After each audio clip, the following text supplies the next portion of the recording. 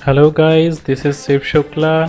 और आप ये न्यूज़ अब तो आप लोगों को मालूम ही चल गया होगा कि प्राइम मिनिस्टर नरेंद्र मोदी ने एक भीम नाम की आधार प्लेटफॉर्म एप्लीकेशंस को लॉन्च किया है। जैसे कि यहाँ पे फाइनेंशियल एक्सप्रेस पे हम इसके हेडलाइंस पे देख ही रहे हैं, what is PM Narendra Modi credit card killer Bhim Aadhaar platform and how it works. इसी तरह अगर आप दूसरे न्यूज़पेपर में जाओगे तो ये हिंदुस्तान टाइम्स है, जहाँ पे उन्होंने ये अपडेशन डाला है, पीएम मोदी टू लॉन्च भीम Aadhaar app today, push Indian towards less cash. फिर एनडीटीवी प्रॉफिट में PM Modi to launch new भीम Aadhaar platform to boost digital payment. तो ये दोस्तों भीम आधार प्लेटफॉर्म है क्या, और ये कैसे आधार इनेबल्ड पेमेंट सिस्टम से जुड़ा हुआ है, इसके बारे में अगर आपको समझना है, जानना है, तो इस वीडियो को ज़रूर देखिए। उससे पहले इस वीडियो के नीचे एक सब्सक्राइब बटन है, उस सब्सक्राइब बटन को प्लीज़ क्लिक करिए और इस चैनल को ज़रूर से ज़रूर सब्सक्राइब करिए। जैसे इसी तरह के न्यू अपडेटेड नॉलेज आपको हम रोज़ाना कुछ ना कुछ अपडेट करते रहेंगे, जिससे आपकी जीके भी बढ़ते जाएगी और आपको टिप्स ट्रिक्स और टेक्नोलॉजी के बारे में समझ भी आते जाएगा। चलिए दोस्तों, हम कुछ आगे देखते हैं। दोस्तों सबसे पहले तो आप ये समझिए कि national payment corporation of India एक संगठन, एक ऑर्गेनाइजेशन है जो हमारे सारे पेमेंट्स को देखती है। ठीक है, इनका काम ही यही है। ये बहुत सारे डिजिटल पेमेंट सिस्टम निकाले हुए हैं, जैसे रुपए हो गया, IMPS हो गया, immediate payment service, national automated clearing house हो गई, आधार इनेबल्ड पेमेंट सिस्टम हो गया, नेशनल फाइनेंशियल स्विच हो गया, स्टार 99 हैश जिसको USSD भी कहते हैं, UPI पेमेंट सिस्टम हो गई। इसी तरह बहुत सारे ये रिसर्च ऑर्गेनाइजेशन है जिसके ऊपर ये सिर्फ डिजिटल पेमेंट्स के ऊपर वर्कआउट करती है और कैसे भी करके ये कैशलेस ट्रांजैक्शन के ऊपर वर्कआउट करती है। आज हम इसमें AEPS के बारे में देखेंगे, that is Aadhaar enabled payment system. ये एक डिवाइस है जिसको हम लोग माइक्रो ATM कहते हैं। यहाँ पे आप देख सकते हो कि एक thumb impression, biometric thumb impression के लिए एक मशीन लगी हुई है इसी डिवाइस के में ही, जहाँ पे और इसके इस तरफ देखेंगे तो यहाँ पे रेटिना डिटेक्शन लगा हुआ है। दोस्तों जब भी आप आधार कार्ड जब आप बनवाए होंगे तो आपके सारे फिंगर्स के इम्प्रेशंस लिए हुए होंगे और साथ ही साथ आपकी रेटिना भी ये स्कैन हुई होगी, आपकी पूरी डिटेल्स उस पर सेव हुआ होगा। तो जैसे ही आप अपने थंब इम्प्रेशन या कोई भी फिंगर्स की बायोमेट्रिक स्कैन इस पर करते हो या अपनी रेटिना को स्कैन करवाते हो तो आपकी सारी डिटेल यहाँ पे ऑटोमेटिकली फीड हो जाती है।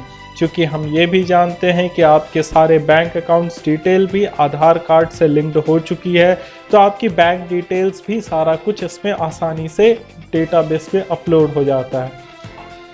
तो ये UIDAI जिसे हम आधार कार्ड नंबर ही कहते हैं, इसके बायोमेट्रिक जानकारी आपके या कोई भी इंसान हो उसकी सारी एक डेटाबेस बना हुआ है और उस डेटाबेस से ऑटोमेटिकली आपकी सारी डेटा उस मशीन में इनेबल्ड हो जाएगी।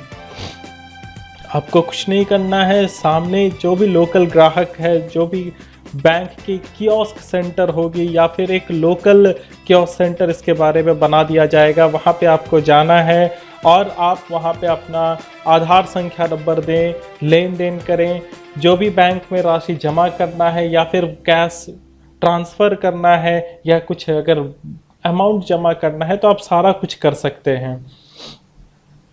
पासवर्ड में वहाँ पे आपके सिग्नेचर नहीं लगेगी, अब सिग्नेचर की मेथड को हटा दिया जा रहा है धीरे धीरे। अब आपकी सारी मेथड जो है वो डिजिटल रहेगी, जैसे फिंगरप्रिंट स्कैनिंग। ठीक है, आपकी जो भी फिंगरप्रिंट रहेगी और यहाँ पे आप देख सकते हो कैसे रेटिना की स्कैनिंग की जा रही है। तो इससे बड़ी पासवर्ड तो और कुछ हो ही नहीं सकता। सिग्नेचर तो कोई भी आपकी नकली सिग्नेचर कर सकते हैं, लेकिन आपकी जो बायोमेट्रिक है, जो आपकी फिंगरप्रिंट है, वो यूनिक होता है। साथ ही आपकी जो रेटिना होती है वो भी यूनिक होता है।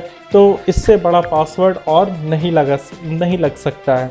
तो इसमें आप आधार संख्या आपको देना होगा, जिससे आपकी पूरी डिटेल आ जाएगी। आप उससे लेन देन कर सकते हो, किसी भी बैंक से भी आप ट्रांसफ़र कर सकते हो, कोई भी राशि जमा कर सकते हो।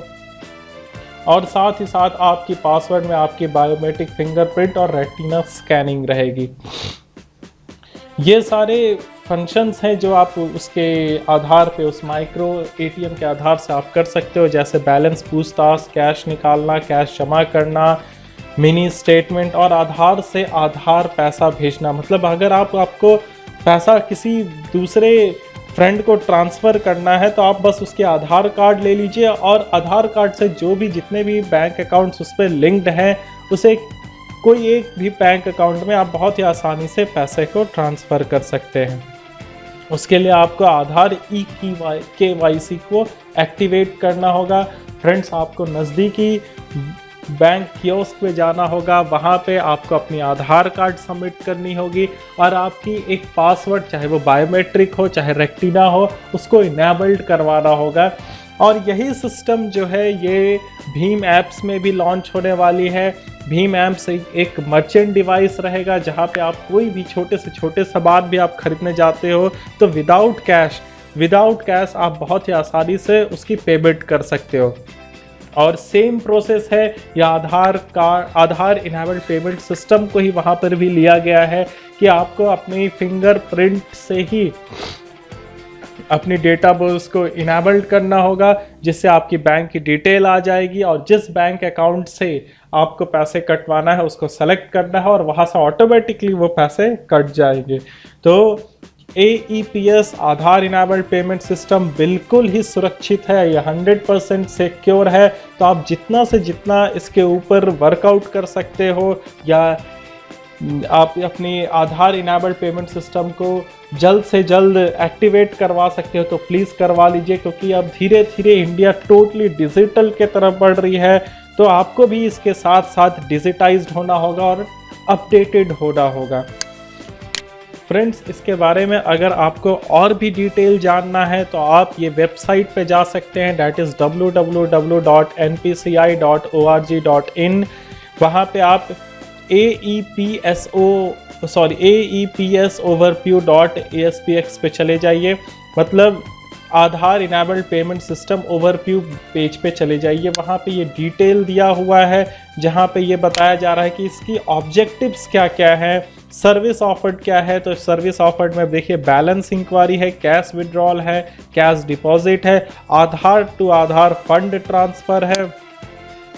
फिर अगर आप उसके नीचे और थोड़ा सा स्क्रॉल करेंगे तो यहाँ पे एक वीडियो दिया हुआ है जो कि इंग्लिश में भी है और हिंदी में भी है। आप किसी भी लैंग्वेज को वीडियो को चलाकर इसे बहुत ही आसानी से और भी अच्छे से समझ सकते हैं।